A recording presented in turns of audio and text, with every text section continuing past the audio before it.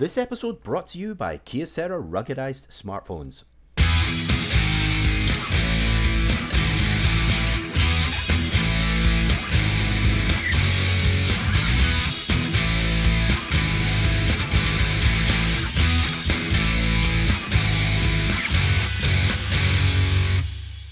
Hey everyone, welcome to the Horn Road to the Race with David Starr. David, great to see you again. Good to see you, Neil.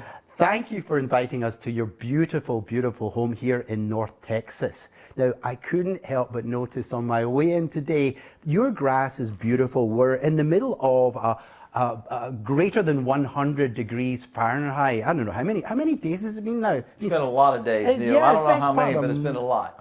Best part of a month, way over 100 degrees. And yet, when everybody else's grass is brown, yours is 100% green. How do you manage that? You know, my relaxed time, really, when I'm not racing on the road, racing, you know, when I'm not at the Team Texas race shop or at the racetrack with the school, I'm home. You know, it's kind of weird to say it, but some of my relaxation is working in my yard. Mm-hmm. You know, mowing my grass, keeping my grass green, and keeping everything manicured, which has been a challenge, obviously, for all of us this summer. But it's just, you know, it's kind of therapeutic for me. I like to mow my grass, keep it all edged and looking pretty. It's very therapeutic because you can mow the grass and it's instant gratification. Yes. And there's something for me that's very therapeutic about that. Mm-hmm. You know what I mean? And it's just something that I've been doing since I learned it again from my dad. Right. Growing up, he didn't want no leaves in the yard and wanted the yard to be manicured all the time. And unfortunately, I have that, you know what I mean? So when I'm at home and you're supposed to be kind of relaxing and just chilled out, I go outside, it's 104 outside, and I mow my grass, you know? But that's just kind of one of the ways I relax, to be honest with you. Absolutely understand. I mean, for some of us, just working with our hands, not having to think too much, not having to manage a business or a job, or just working with the hands and then seeing the results of our handiwork. It's instant gratification. Instant gratification. We just feel we can see the instant results of our handiwork. Absolutely. And it's just one of the things I really enjoy doing, and I've been doing it forever. Excellent. The house is beautiful. It looks like a beautiful place to come back to middle of the week. Everybody actually wants me to ask you, how do you spend that downtime when you're not having to work at the racetrack, you're not having to work at the school, and you're not actually traveling to the various racetracks? How do you spend your time? You got a beautiful wife and beautiful kids and a wonderful family, you know, and it's hard for me when I come home. You don't really find me laying on the couch watching movies, you know, and I should. You know, I'm always so busy, you know what I mean? And even when you're at home, you know, you're working in the backyard, working in the front yard, doing something with the pool, and it's hard for me because I'm always busy doing something, and I haven't learned yet, and I need to, and I hopefully sometime soon, you know, you can come home and decompress and lay on the couch and relax, enjoy your family and enjoy your house. But yes. You know, for me over the years, it's something that is a challenge for me. You know, just to stop, smell the roses, enjoy the fruits of your labor, and sometimes I'm challenged with that. You know what I mean? And very fortunate to have a home.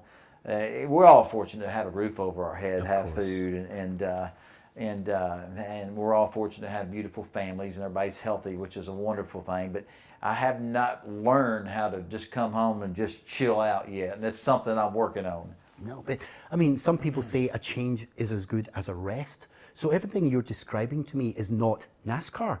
And therefore, for you, that must be relaxation. You're able to switch your brain into a different direction. And to quote right back at you, it's instant gratification. No doubt about it. You know, it's fun to go to a restaurant with your family and go eat together. And my wife said, let's not talk about racing. And then, you know, go to the lake and spend some time on the lake on a boat and have seeing your kids have a good time. That's really awesome.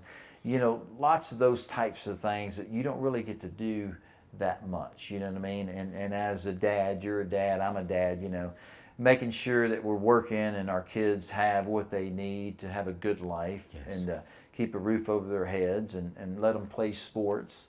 You know, I'm gone a lot, so my wife, she's amazing because she's dad and mom at times. You know, she's a great mom, great wife, but sometimes she plays that dad role too because I'm always gone.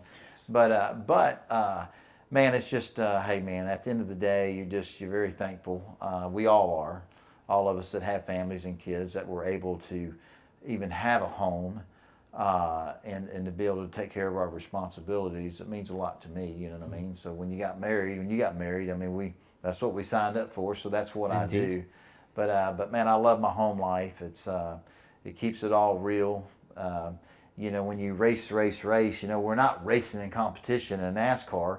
We have a racing school, so everything's race. And when you can come home and really let go of that, it's, you know, it's kind of a neat thing to let go of it and kind of just focus on something else, because you know, that focus on something else don't last very long, and then you're off to racing again. Off to race again, so, yeah. yes.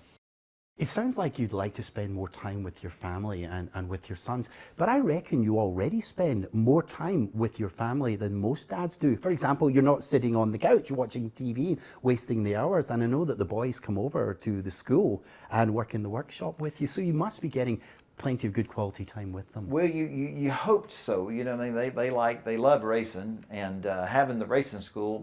My boys Vance and DJ, they love going to the race shop, and especially DJ. He likes working on the race cars now. My racer is my youngest one, Vance. He you know, he's got a little sprint car, dirt car that he races, and but you know, it just you know, not being here a lot and missing a lot of sporting events is a challenge. But when I'm here, it's cool when your kids want to go to work with you and they want to hang out with you.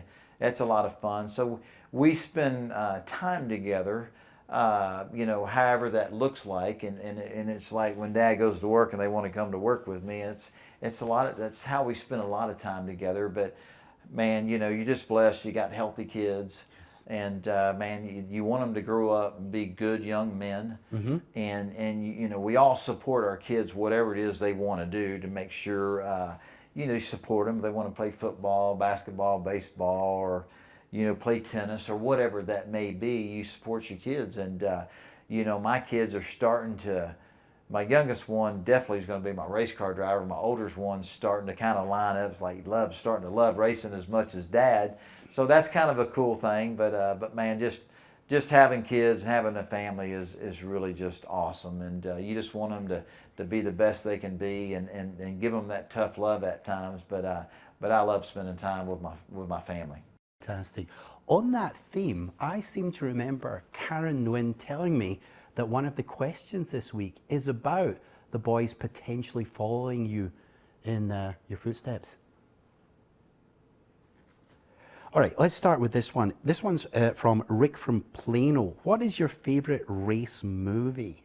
Man, that's a great question. Yeah. You know, I think a lot of people, mine's kind of like Days of Thunder. You know, Tom Cruise. You know, it came out years ago, but that was really one of my favorite racing movies, just because it was somewhat current, and I don't know, just had a good theme about it. I liked it, and so if I had a favorite racing movie, it would be Days of Thunder. Okay. Was it quite realistic? I wouldn't say it was 100% realistic, but close enough. Mm-hmm. You know what I mean? It's anytime your sport that you make a living in is highlighted on a TV, on a movie that you go to the AMC theater to watch, that's pretty cool, you know. And having an actor like Tom Cruise, you know, act like one of the NASCAR race car drivers, which was really cool. And you know, a lot of people, when I'm out and about or I'm doing a speech somewhere, a lot of people will, you know, they'll reference Days of Thunder movie, and absolutely. Still the same person. Have you ever thought about making your car talk like Kit from Knight Rider? I know how I would answer that question. Well, I wish my car would sometimes talk to me, because I'm talking to it and it don't answer, it won't talk back to me. You know, sometimes we're having conversations, but it's kind of one-sided. You know, it's just me talking. You know what I mean? So if my race car could talk back to me, we could probably get some more stuff accomplished. It'd be a productive conversation. Now it's just a one-sided. Thank you, David. This is Kim from the state of Chihuahua. We hear you like ice cream. What's your favorite flavor? Oh man, we all love our ice cream. You know, cheesecake is my favorite flavor. Yeah? I love, you know, cheesecake. Cheesecake ice cream to me is the best. You know what I mean? And hey, I'm not the only one who likes ice cream, Neil. I know you probably do. And I do everybody, as all our well. listeners probably like ice do cream as too. well. You know, so absolutely. Thank goodness I found the question at last. Do you feel any of your kids will follow in your footsteps? Well, I believe they will, especially my youngest one, Vance. He's my racer, and he studies it, and he's racing now. And I feel like that he will follow in my footsteps. And my oldest son, DJ, he really likes our racing school. He's looking forward to driving the race cars and being an instructor. And he's now mentioned to me that he wants to start racing. So hopefully both of them will follow in my footsteps. But, you know, if either one of them do or don't, you know. You're still going to support them. Absolutely. Absolutely understand. Hey, I should have said that one was from Frank. There's also a second question from Frank. If you had a billboard, what would it read to describe you? I'm not making these up, I promise. Man, that's a great question, man. It's a horrible question. That's a tough. I don't know, man. Interesting, I guess. Competitive, intense, driven. You know what I mean? I'd agree. Passionate. I'd agree with that. Yeah. Yeah. Good answer. Thank you. Right, promise. This is the last one. How many? This is from Kerry from Wichita. How many speeding tickets have you had? Way too many, Neil. Way too many. Right, let's move on very quickly.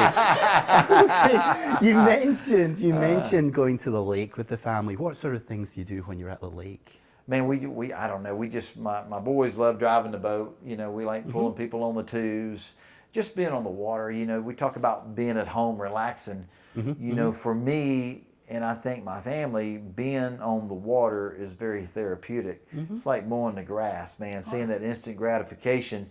I don't know, something about being on the water and having water surround you is, I don't know, I think the water is relaxing. You know, if you're at the beach, you're at a lake, you're on a boat, just being near or on the water is really, to me, is very, very relaxing for me personally. So is it you that pushes the family to go there?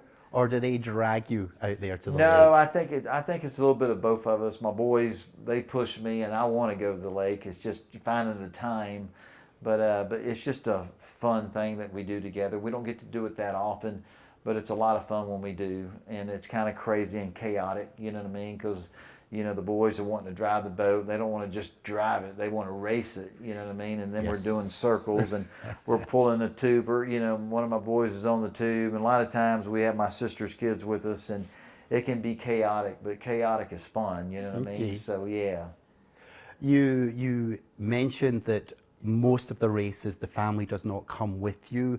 Do they avoid watching you on the television, or are they watching avidly when you're racing? Well, you know, as much as they can. You know, a lot of times our races are on Saturday afternoon, and my boys play sports. And a lot of times they got sporting games, but they'll DVR it. Yes. And they'll watch it actually that evening or when they get home from their sporting events. But they're pretty much watching it live on television. They know what's going on. They keep up with it. And, you know, they don't come to all the races. They probably make 3 or 4 of them, especially the 2 Texas races at home. But, you know, they're here cheering for Dad. They want him to do good. And there's a lot of tough questions when I get home. Why didn't you win? What happened? You know what I mean? So, you know, leave it to the kids to be honest with you. You know what I mean? I mean, any kid, anywhere, you know. And I know that well. They'll give it to you real, Neil. They do.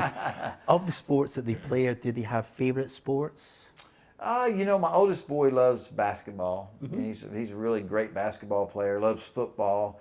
And my youngest boy loves racing. You know, he's into playing soccer and you know, flag football. He likes it, but he's into racing big time. You know what I mean? That's his favorite. So that's kind of a cool thing. But, you know, sports, you know, the sports where we live and here in North Texas, you know, there's so many kids, and man, they're really, really talented at basketball and football and soccer and baseball at a young age. It's really cool to see. But what I like about sports for youth is the life lessons it teaches you. It teaches you, how to win as a team.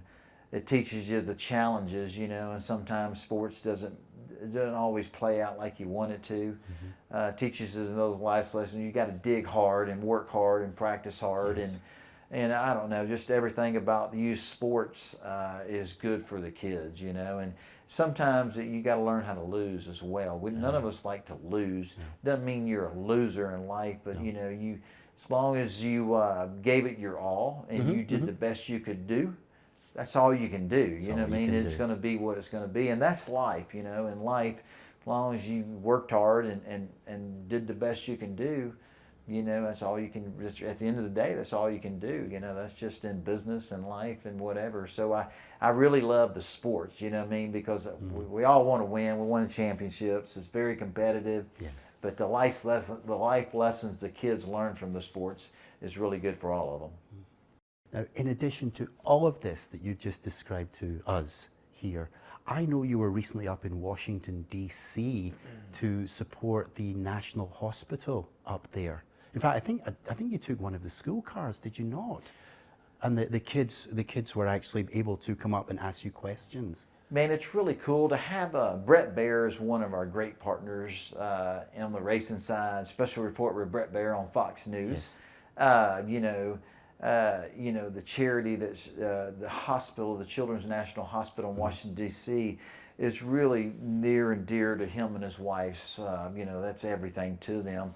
One of their boys had some heart issues, and the hospital really changed their lives and gave them life and fixed the heart.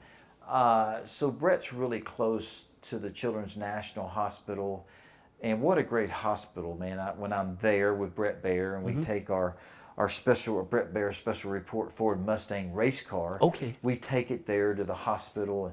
And seeing the kids come out of the hospital, a lot of them are in wheelchairs with oxygen, and kind of understanding their story, where they're from, why they're there, and what the hospital and the surgeons and the whole staff does for these families.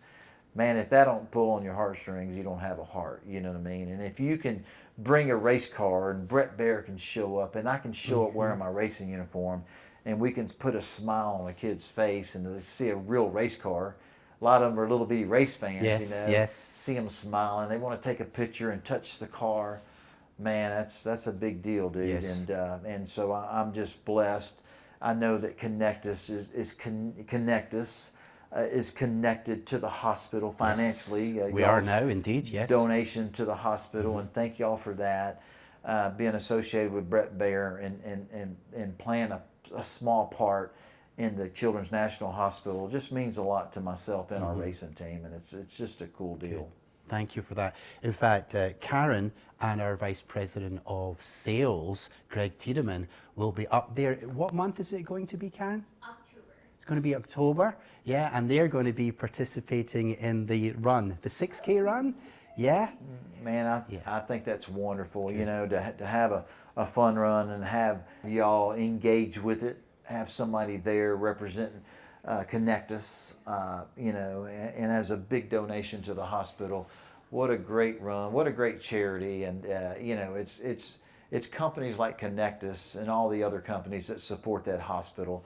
That's the reason why people from all over the world can come to the Children's National Hospital and get the care that they need, even when they don't have the insurance or the financial needs to make that happen.